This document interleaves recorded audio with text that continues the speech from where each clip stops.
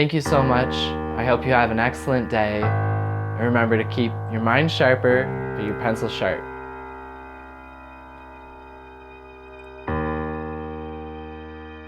Hi everyone, welcome to my month 2 estrogen update, or a life update even, and I am so excited to share with you what has been going on because it has been a hectic and trying month.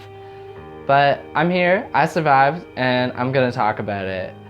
So the first thing to talk about would definitely be breast development.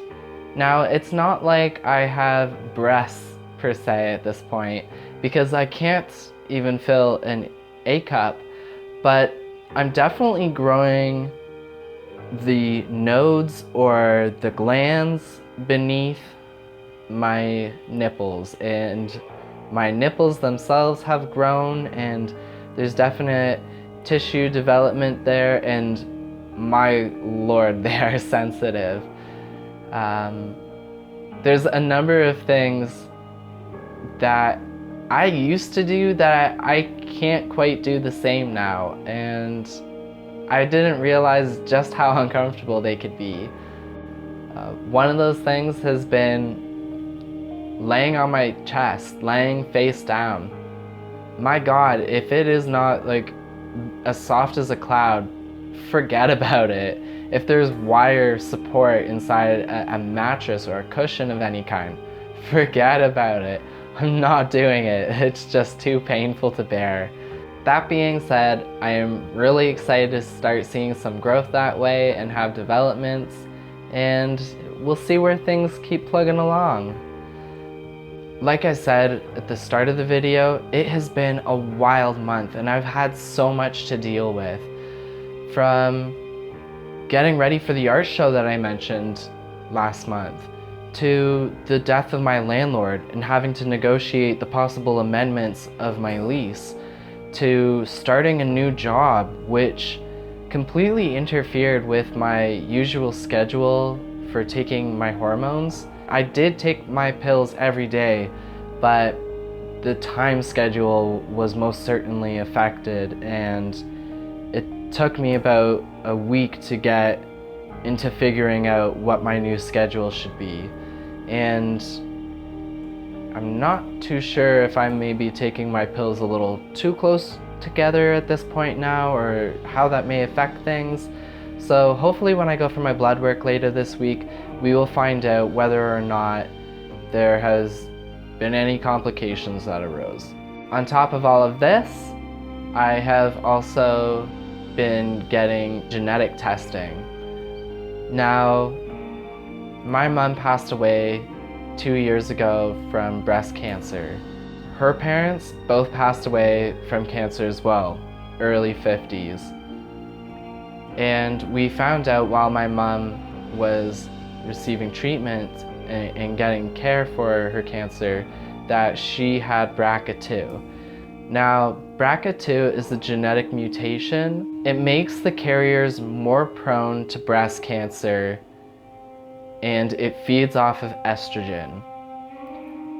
As you can understand, for myself that is quite concerning because I am transitioning. I am purposely pumping estrogen into my system, and having done a little background check, I only found one record of another trans person who had BRCA2.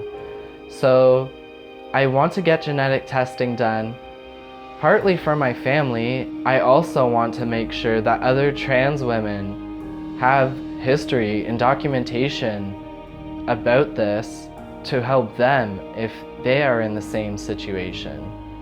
Now, all that being said, is it wrong for me to have started transitioning without knowing whether or not I'm carrying BRCA2 at this point? No. I had to do this for my mental health.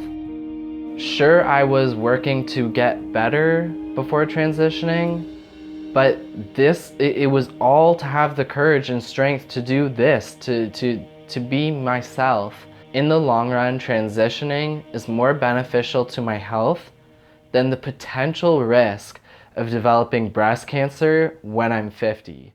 So as I mentioned earlier on, one of the other things that I was in the midst of doing through this month has been preparing for my art show coming up, Nuit. I've got all the arrangements set up, everything's good to go. I have to say, I am so proud of myself for this body of work. It is by far the absolute most personal and precious body of work that I've ever completed before. Yesterday I was analyzing all the artwork with a friend of mine, and she had asked me, which one is your favorite? And it was really difficult. I sat down and I realized every single one of these paintings deals with a point in my life, and some of it is really difficult. Some of it is incredible.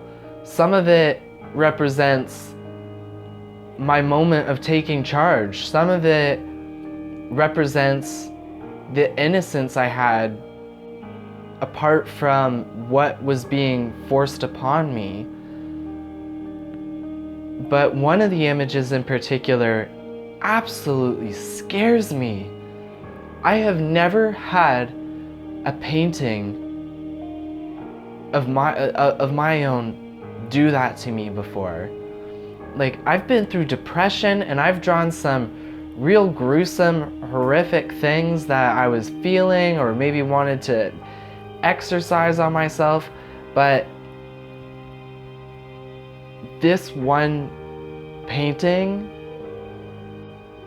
shows one of my most vulnerable moments in my entire life, and I still have a lot of difficulty looking at it, and it's a scary thing to put out there, but I know that it's that much more powerful for it.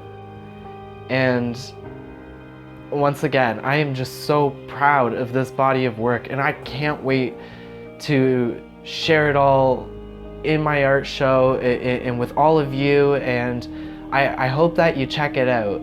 The series is called This Rose Clothed Blue, and it's about growing up with a pink soul and being given blue wrapping paper. It does show some real moments, and I hope that you can see in them what I saw when I made them. Well, thank you guys so much for checking in with me. I am so grateful to share my life and experiences with you guys. But until next time, remember, keep your pencil sharp and your mind sharper. Ciao.